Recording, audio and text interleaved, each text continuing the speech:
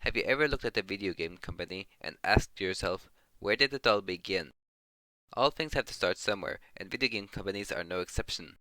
People have covered the origins of individual game companies before, but I don't see that many people talking about the very first video games these companies ever developed. So today I want to look through some of the most well-known video game companies out there and the very first video games they ever developed. These are mostly just first impressions. I just want to take a look at the games and see how well they hold up today. Now I want to make this clear. I am specifically looking at the games developed by the company in question, not published. For this reason, I'm excluding Microsoft, Sony, and EA. While they have a lot of games of their own, they mostly just publish video games and don't make that many games themselves. Also, I can't go over every single video game company, so I'm sorry if your favorite game developers are left out. But with that in mind, let's start by looking at Atari. Atari's first video game was Pong in 1972. I think most of us are familiar with Pong. While not the first video game ever, it was the first arcade video game. Pong can be credited for starting the video game industry. It's a simple two-player game, which is easy enough to understand. Move the paddle up and down, don't let the ball go off screen on your side, try to score more points than your opponent. It may not be anything crazy, but it was a good starting point for video games, and it's fun to go back to this game and see how it all began. While Nintendo's history dates back to 1889, they didn't start working on video games until the 1970s. The first video game they ever made was the color TV game 6 in 1977. Okay, so it's a video game console, but it was the first video game related thing Nintendo ever made. Nintendo worked with Mitsubishi Electronics, who had helped them make arcade machines earlier to make these systems. The color TV game 6 played 6 variations of Pong in color. The variations included making the paddles smaller, or both players having additional paddles to act as a shield.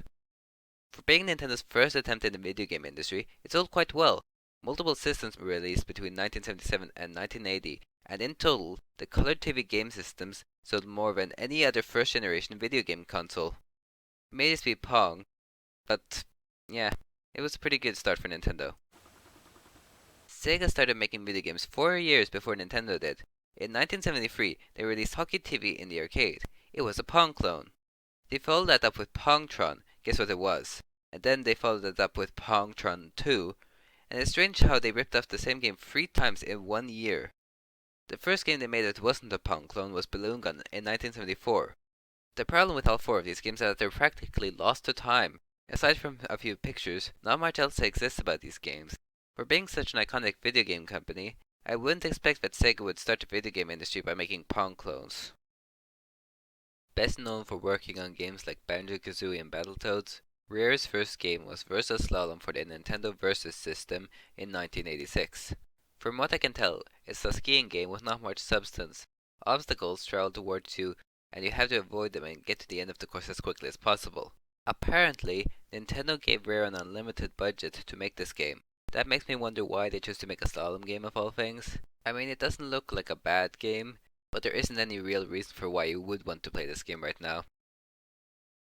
I think most of us know Game Freak as the guys who made Pokemon, but they actually made a bunch of games before Pokemon was even a thing. The first game they made was Middle Palace in 1989. It's a puzzle game where you go through different levels and have to defeat enemies by flipping the floor tiles. It's a simple game, but I could see myself playing this game for a while and having fun while doing so. This game is actually available on the Namco Museum Archives Volume 2 collection, so you can play this on the Switch if you want to. Though I wonder why this game is on the NES Online app. This feels like the kind of game that would be put on the service, but that's not how it is, I guess. Capcom started out with the arcade game Vulgus in 1984. It's a vertical shooter where you pilot the ship and take down enemies. While the gameplay is similar to most other vertical shooters from the 80s, the graphics and sound are quite good for the era.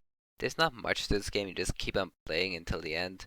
But I'd say this was a good start for Capcom. It showed what the company was capable of, and they could only go up from here. Konami made their first game in 1977, Blockyard. There's not much information about this game besides the fact it was a breakout clone. I couldn't find any gameplay footage of this game, nor could I find for any other Konami game released between 1977 and 1978. The earliest Konami game I could find that had gameplay was Astro Invader. This released in the arcade in 1979 and for the Arcadia 2001 in 1982. It's a Space Invaders-like game where you try to shoot down columns of aliens and UFOs that show up occasionally. That's it. It's mostly just a different, harder version of Space Invaders. There's nothing interesting about this game, and it just makes me want to think of something else. While Rovio is best known for Angry Birds, they made 51 games before that. Their first game was a mobile game called Mole War, released in 2004. It's a two-player game where you play as moles who attack each other using vegetables for ammunition, with the goal being to defeat the other mole. It looks like this game has a lot of strategy involved. Each player can burrow down into tunnels on their side in order to take cover from enemy projectiles, which kind of reminds me of how the bottom screen on the 3DS is used. The vegetables you launch are explosive, and they can do stuff like gas the tunnel so you can't dig underground, or cover the surface with fire so you can't be on the surface. This was a really impressive mobile game for the time, especially considering this was one of the first real-time multiplayer games for mobile devices. While no one may remember this game, I think this was a pretty good start for Rovio. Square Enix started off as two separate companies, namely Squaresoft and Enix. These companies are well known for pumping out RPGs, although Enix mostly just published games, compared to Squaresoft, which actually made games. Squaresoft's first game was the Deathtrap in 1984. It was a text-based adventure game with no sound. I can't say much about this game since it's in Japanese. I guess the pictures look okay, but the lack of sound makes this game really dull. It's no wonder Squaresoft had a rough beginning before Final Fantasy. When Squaresoft and Enix merged in 2003, the first game developed by the company was Hanayuku Hero Tai 3D. This is an entry in the Japan-exclusive RTS series Hanayuku Hero. Just like with the Deathtrap, it's in Japanese, so there isn't much I can say about this game, since I don't speak Japanese myself. Bandai Namco is a similar story to Square Enix in how it's set up. Two companies, one which made games and one which mostly just published games, which merged to become one company. Namco's first video game was GB in 1978. It was developed by Toru Itawani, a Namco employee who would later go on to make Pac-Man. The game itself is a combination of a pinball game and a breakout game, and it reminds me a bit of Kirby's Block Ball on the Game Boy. And if it's anything like that in terms of controls, then it's probably a fun game to play. So yeah, this was an okay start for Namco, I think. Insomniac Games started out making Disruptor for the PS1 in 1996. This is a first-person shooter where the player uses lots of weapons and psychokinetic powers to fight enemies. The graphics are impressive for the system, and from what I hear, the controls are quite good for the time. The game has a story told through live-action cutscenes, something that many other games did during this time period. While this game didn't sell well, people seemed to really enjoy it, and Insomniac would go on to make many other PlayStation classics like Spyro the Dragon and Ratchet and Clank. This may be a hidden gem worth picking up for the PlayStation, especially if you want to see where Insomniac got started. Naughty Dog started out as Jam Software in 1984, back when its founders were still in school. They made the game Math Jam for the Apple II computer in 1985, but this never released, so does this really count as their first game? Well, 1 year later they released their first proper game, Ski Crazed. This game doesn't look good. It has a tutorial which is nice, but it looks like a mediocre skiing game for the computer, which I think is exactly what this is. Now to be fair, the developers were only 16 at the time of this game being released, but I would so rather play other games than this. I think Versus Slalom looks way better than this game does, and honestly I would prefer to play that game than this one. This wasn't a very good start for Naughty Dog. Here we have the creators of countless Tom Clancy games, Rayman, The Rabbids, Just Dance, and Assassin's Creed. Ubisoft have made a lot of games, and the first game they made was Zombie in 1986. It originally released for the Amstrad CPC, and later on released for other computers like the Commodore 64 and the ZX Spectrum. This is a first-person action-adventure game where you play as one of 4 characters exploring a zombie-infested mall, taking heavy inspiration from Dawn of the Dead. It looks incredibly slow-paced, and has very little in the way of sound. It doesn't look any interesting to me, and also this game doesn't seem to have any relation to Zombie U, even though that game was also made by Ubisoft. Activision have been making games since the 80s, being the first third-party publisher in the video game industry. I think this is what made Microsoft buying Activision so surprising to us. The first few games they made were Boxing, Dragster, Checkers, and Fishing Derby, all for the Atari 2600 in 1980. It's unclear which of these games came first. I think the first one was Boxing, but they could have all released around the same time. These are the types of games you come to expect from the Atari 2600. There's not much to these games, but there is still fun to be had. And we can thank Dragster for making speedrunning popular, as it was one of the first games players were encouraged to beat as quickly as possible. Taito are the people who made Space Invaders. Besides that, they made a lot of other arcade classics that I know nothing about. They started making games in 1973, the first one being Astro Race. This was a clone of Space Race, which was in fact Atari's second video game after Pong. There's not much about this game online.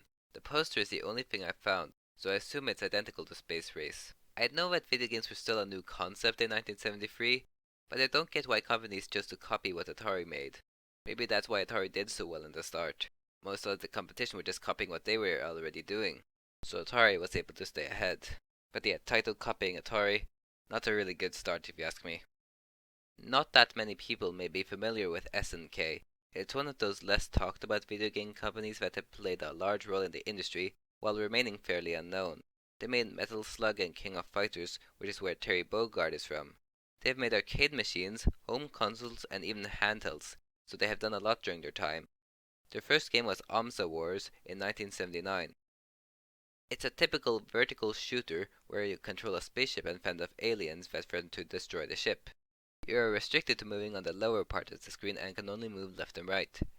This game also has an annoying sound effect that goes off every so often, and it really hurts my ears. Why they chose to use that, I'll never know, and I don't even know what's making it in-game. And just because of that sound effect, I don't recommend trying this game out. It's not worth going through the pain.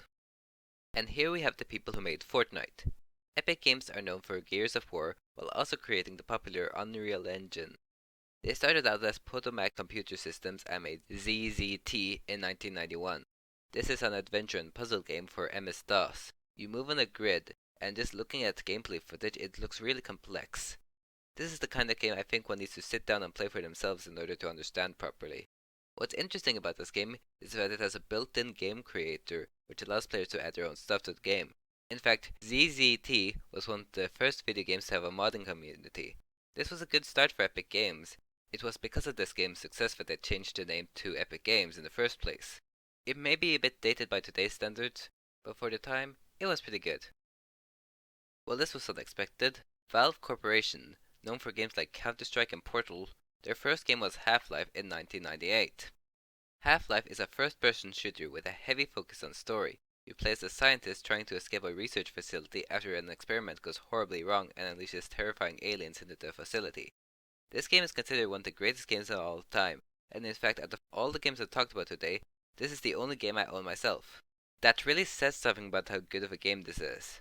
The fact that Valve started with this really explains why they have been held in so high regard over the years. I haven't beaten the game yet, but I can tell from what I played that this is a really ambitious game for the time, and they did a really good job with living up to those ambitions.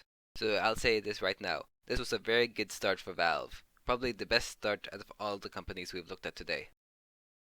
It's unlikely for a video game company to have instant success in the video game industry. For some companies, a first game is just a first attempt and not much else.